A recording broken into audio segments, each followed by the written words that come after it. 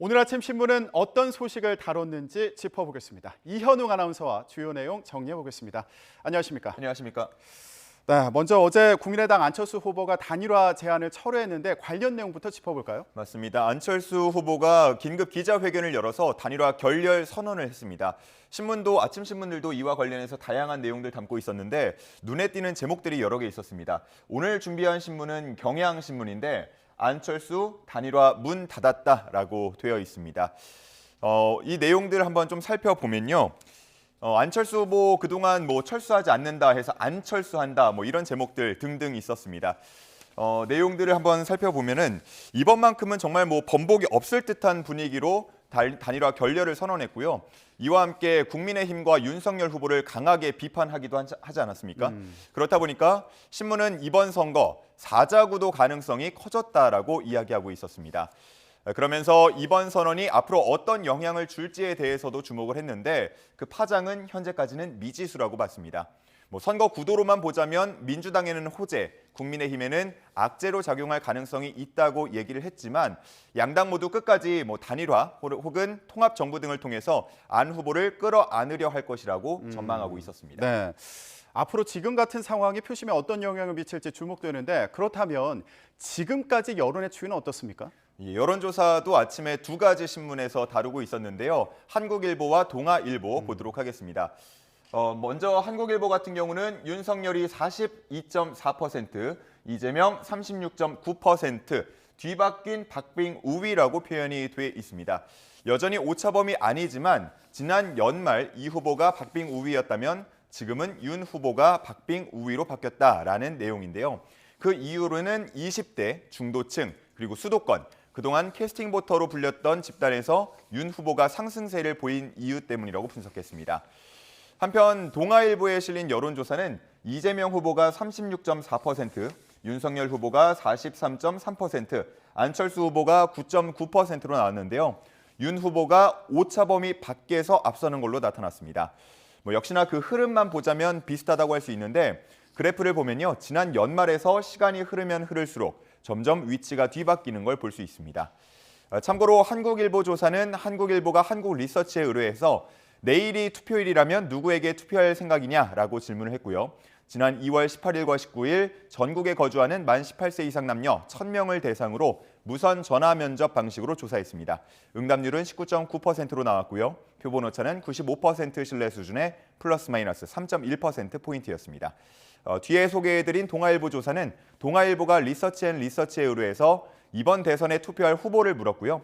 2월 18일과 19일 전국 성인 남녀 1,006명을 대상으로 유무선 전화 면접 방식으로 조사를 했습니다.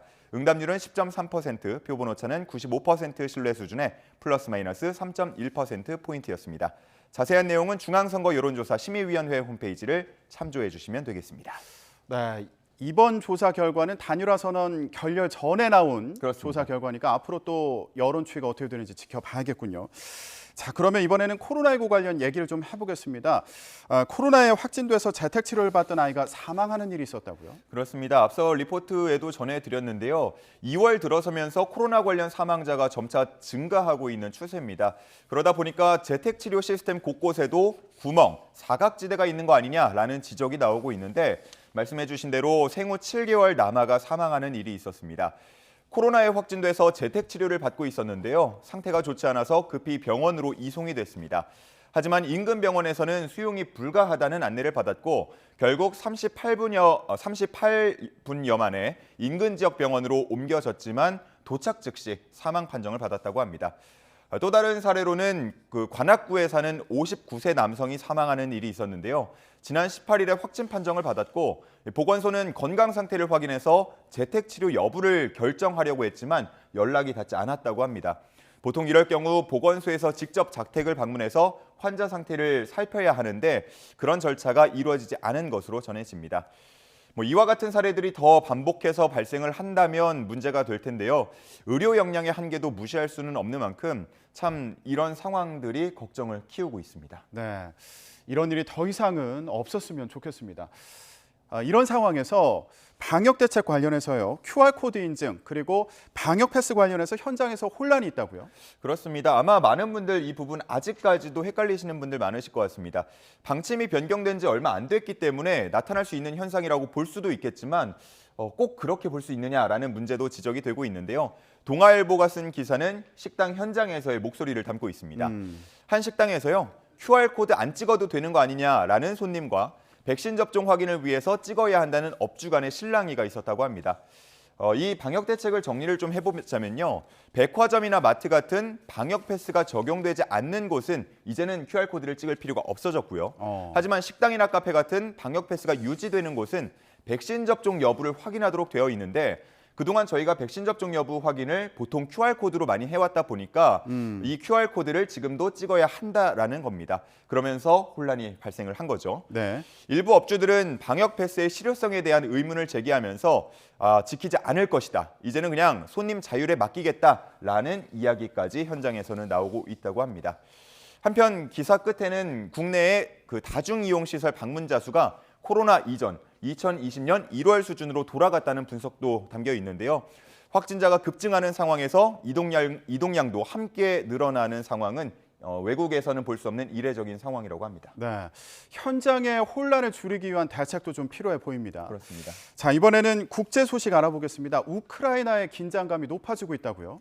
맞습니다. 점점 우크라이나 둘러싼 긴장은 고조가 되고 있고 전운이 고조되고 있는데요. 지난 주말에 바이든 대통령이 며칠 내로 러시아가 우크라이나를 공격하려 한다고 믿을 만한 이유를 갖고 있다라는 이야기를 하기도 했습니다. 네. 한겨레 신문에 실린 그림을 보면요.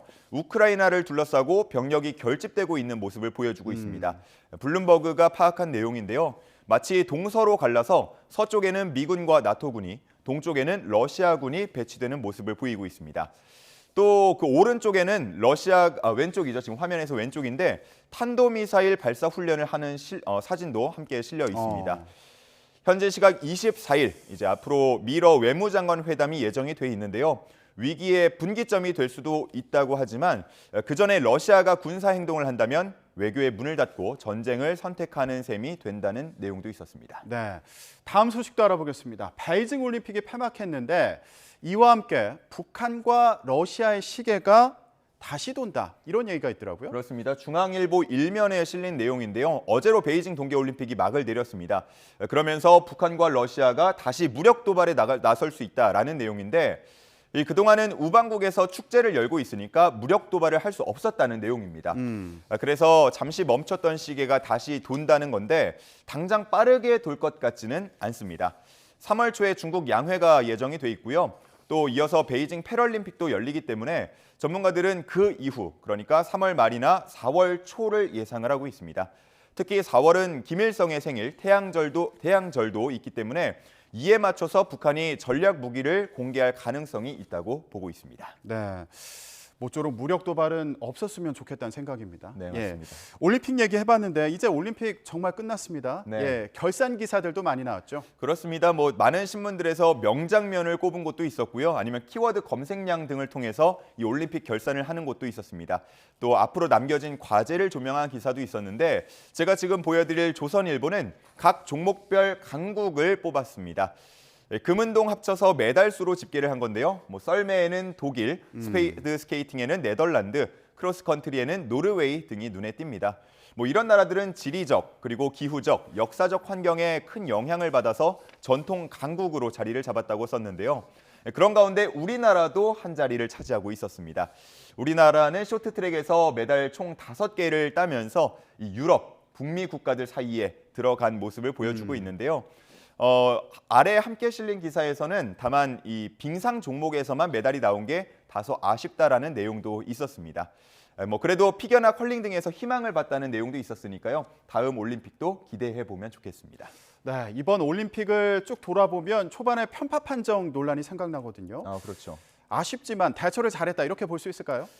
그런 평가들이 나오고 있습니다. 편파 판정 직후에 강경한 태도를 우리가 보였고 네. 그 이후에 또 다른 편파 판정 논란은 크게 발생하지 않은 점을 보면 잘 대처했다 이렇게 평가할 수 있겠는데 이런 배경에는 유승민 IOC 선수위원의 역할도 있었다고 합니다. 중앙일보에 실린 기사 보면서 더 설명을 드리겠습니다. 당시에 유 선수위원은 바흐 위원장과 면담을 주선하는 등 대책 마련에 최선을 다했다고 하는데요. 그럴 수 있었던 건 IOC 선수위원이었기 때문입니다. 근데 이제 임기가 2년 뒤 파리 올림픽 때까지라고 합니다. 그렇기 때문에 스포츠 외교 강화를 위해서 자신을 이은 또 다른 IOC 선수위원이 나와야 한다는 게 유승민 선수위원의 주장인데 네. 이 IOC 선수위원은 IOC 위원과 같은 권한을 갖는 위치입니다. 한 국가당 한 명만 가능하고요. 마지막 올림픽 출전 후에 4년 안에만 입후보할 수 있는 이 자격 조건이 있습니다. 그래서 지금 적임자로 언급이 되는 게 박인비 선수 그리고 네. 김연경 선수가 언급이 되고 있습니다. 참고로 유승민 선수위원은 혼자서 학원 다니면서 영어 공부를 했다고 하는데 뭐 박인비 선수나 아니면 김연경 선수는 이미 영어를 잘 하기 때문에 아마 상대적으로 좀 유리한 면도 있는 것 같습니다. 네, 또 다른 IOC 위원이 조만간 나왔으면 좋겠네요. 네, 지금까지 이현웅 아나운서와 함께 조간 소식 정리해봤습니다. 오늘 말씀 고맙습니다. 감사합니다.